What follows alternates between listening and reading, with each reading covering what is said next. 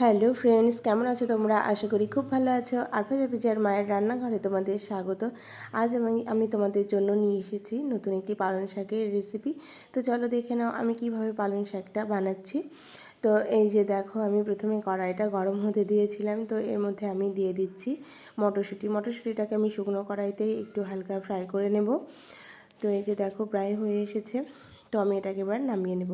এবার ওই কড়াইতে আমি দিয়ে দিয়েছি তেলটা ভালো মতন হয়ে আসলে আমি গাজর দিয়ে দিয়েছি। গাজরটা হালকা ফ্রাই করে তুলে নেব। এবার দিয়ে দিয়েছি আলুটাকেও আমি হালকা ফ্রাই করে নেব। দেখো, এই যে আমি খুন্তির সাহায্যে বারবার নেড়ে দেবো এবং এই যে এরকম যখন হয়ে আসবে তখন আমি এটাকে নামিয়ে নেব। এবার ওই তেলের মধ্যেই আমি দিয়ে দিয়েছি কয়েকটা বড়ি। এবার বড়িটাকেও আমি হালকা লাল লাল করে ভেজে তুলে নেব এবং এটাকে আমাকে গুঁড়ো করে নিতে হবে হালকা। যে দেখো হয়ে গেছে।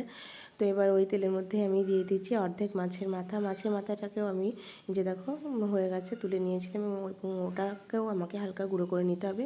এই যে ওই তেলের মধ্যে আমি দিয়ে দিলাম এবার বেগুনের উপরে একটু হালকা নুন আর হলুদ দিয়ে দেবো, তাহলে বেগুনটা কালো হবে না। তো এটাকে আমি এবার এই যে হালকা ফ্রাই করে নেব। এদিকে আমি দেখো বড়ি আর মাছের মাথাটা গুঁড়ো করে নিয়েছি, আর নিয়েছি টমেটো, পেঁয়াজ, কাঁচা লঙ্কা। এই যে দেখো বেগুনটা প্রায় ফ্রাই হয়ে এসেছে। এবার এটাকে আমি নামিয়ে নেব।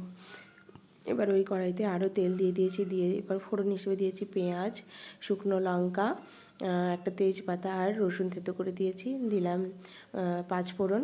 তো এটাকে আমাকে একটু হালকা নেড়ে নিতে হবে। হালকা একটু লাল লাল হয়ে আসলে এর মধ্যে আমি দিয়ে দেবো পালং শাক।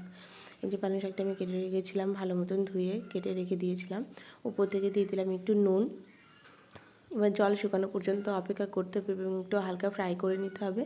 তারপর দিয়ে দিচ্ছি আদা রসুন পেস্ট, দিলাম হলুদ গুঁড়ো, লঙ্কা গুঁড়ো, জিরে গুঁড়ো আর ধনে গুঁড়ো। এবার এটাকে আমাকে ভালো মতন কষিয়ে নিতে হবে। ভালো মতো কষানো হয়ে গেলে আমি এর মধ্যে যে আমি ভেজে রাখা সবজিগুলো রেখেছিলাম এবং টমেটো কুচি, ওগুলো সব দিয়ে দেব। মাছের মাথাটাও ভেঙে দিয়ে দিয়েছি। এবার এটাকে আমাকে আরেকটু ভালো করে কষিয়ে নিতে হবে সবগুলো একসঙ্গে। যে দেখো আমি খুন্তির সাহায্যে ভালো করে নেড়ে দিচ্ছি। এই সময় উনুনের আঁচটা একদমই আস্তে রাখতে হবে। আর যদি মনে হয় যে নিচ থেকে লেগে যাচ্ছে তাহলে অল্প অল্প করে তোমরা গরম জলও অ্যাড করতে পারো। এই যে দেখো প্রায় কষানো হয়ে এসেছে। এবার এতে আমি জল অ্যাড করে দেবো। এই দেখো জল অ্যাড করে দিয়েছি। খুবই অল্প পরিমাণে জলটা দিতে হবে, খুব বেশি দেওয়া যাবে না। যতটুকু সবজিগুলো সিদ্ধ করার জন্য লাগবে ঠিক ততটুকুনি দিতে হবে। যে দেখো হয়ে গেছে, এবার আমি সার্ভ করে দিয়েছি। তো আমার এই পালং শাকের রেসিপি যদি তোমাদের ভালো লেগে থাকে তাহলে অবশ্যই লাইক কমেন্ট শেয়ার করে দেবে। আর দুপুরে গরম ভাতে শীতের সময় জাস্ট জমে যাবে। তো আমার এই পালং শাকের রেসিপি তোমাদের যদি ভালো লেগে থাকে তাহলে অবশ্যই এটাকে শেয়ার করবে। আর আমার চ্যানেলটাকে যারা সাবস্ক্রাইব করে দিয়েছো তাদেরকে অনেক অনেক ধন্যবাদ। যারা এখনও করোনি প্লিজ আমার চ্যানেলটাকে সাবস্ক্রাইব করে দিও আর বেল আইকনটা প্রেস করে আমার পাশে থেকো।